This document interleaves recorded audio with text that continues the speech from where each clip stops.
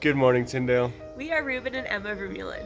And we heard that you were learning about Mission Aviation Fellowship for your mission focus this week. So we put together a little video to answer some of your questions about what MAF is about and what we do with the organization. Enjoy the video. I have been interested in aviation and airplanes ever since I was in elementary school, like many of you are now.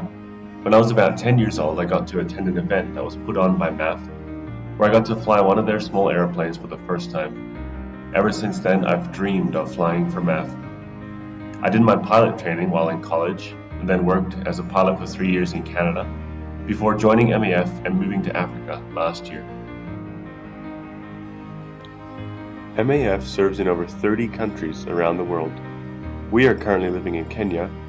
While here, I have been completing some training and also converting my Canadian pilot's license to a Kenyan license.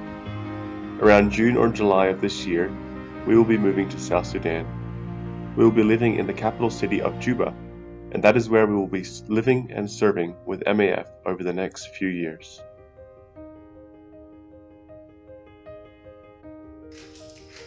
So when we moved from Canada, we took all of our belongings in big Rubbermaid totes.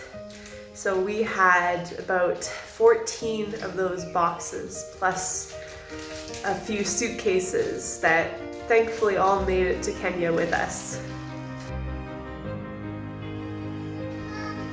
So this is our house behind me on the MAF Kenya compound. So we have been living here for just over 6 months. And yeah, there's 10 other houses on the compound, so we got lots of other families here with us.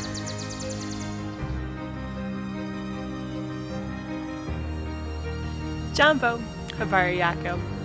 That is hello, how are you in Swahili. So here in Kenya, people speak Swahili as well as English, but most of the time we can get away with just speaking English to everybody. When we move to South Sudan, we're going to be speaking Juba Arabic, which is a little offshoot of Arabic from when South Sudan was a part of Sudan. Although we can also just speak English as well, but it definitely helps to learn a little bit of the language so that we can better integrate in the culture. My role will include everything to do with flying the MAF aircraft in South Sudan. This means I will be planning flights, checking the weather, loading passengers and cargo, and then flying all across the country. In South Sudan, we fly different missionaries, pastors, and church groups, as well as aid organizations that help refugees. We also do medical flying for those living in remote areas that don't have access to doctors and hospitals like we do in Canada. The work MAF is doing in South Sudan is very important because most roads aren't paved and there's lots of looting on the roads, making it very dangerous to travel by road.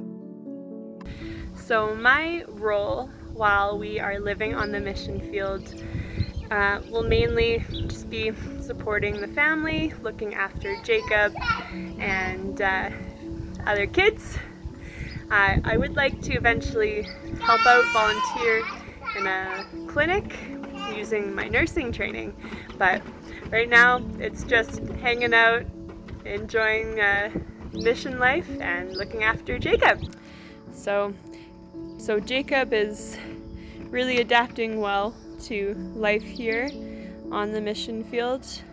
He is loving all the green spaces that he can explore. We currently have a playground on the Kenya MAF compound, so he really enjoys going there. So before we made the move overseas, we had to be at full support. So we spent the majority of 2021 and last part of 2020 doing our support raising. So we went to different churches across Canada, and we are fully supported now, and that is such a blessing. So we currently have around 100 supporters. That includes individual families, businesses, and churches. This is the Cessna Grand Caravan, the aircraft that we operate here in South Sudan. If you were to buy one of these aircraft brand new, it would cost you almost $2 million. While that is a lot of money, this aircraft is perfect for the type of flying that we do here in South Sudan. This aircraft holds up to 13 passengers, or we can remove all of these seats and fill it up with lots of cargo. We also have a special pod underneath the aircraft that we load all the luggage when we're carrying passengers. When you train to be a pilot and when I trained to fly for MAF, we spent a lot of time studying and practicing different emergencies and what to do in case of an emergency.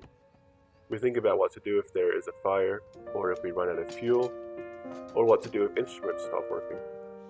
I've had little things go wrong with the aircraft, but there's always a good way to deal with them so that we can safely continue the flight.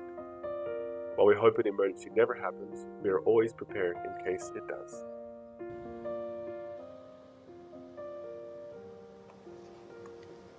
As we mentioned earlier, there is some ongoing hostility and rebels that operate in South Sudan. This is what makes traveling by road so unsafe and why MAF is needed to operate in this country. But where we will be living, in Juba, it's a lot safer to live without having to worry about these threats. We are currently committed to living and serving in South Sudan for a 4-year term. This means that we will be there till 2025. If everything goes well and we enjoy our years in South Sudan, we hope to spend many more years living and serving there. At least until Jacob is getting older and closer to high school and college age. This is a great question. We always appreciate your prayers as we continue our work with MAF. I'm sure many of you are starting to think about what you want to do after high school. MAF needs pilots and mechanics, but there's lots of other roles that we need to fill too. Maybe you're interested in teaching. MAF needs teachers for the schools that MAF kids attend.